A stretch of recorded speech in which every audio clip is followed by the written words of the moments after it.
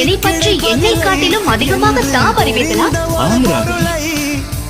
தேடி பார்ப்பதென்று மெய் தேடல் தொடங்கியதே.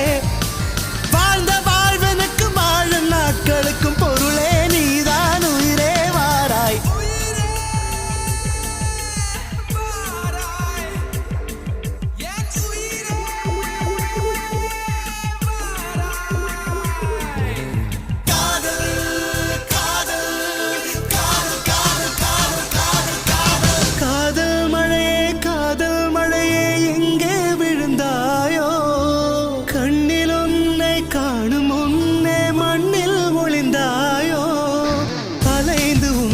அடைவது வாழ்வில் சாத்தியமா?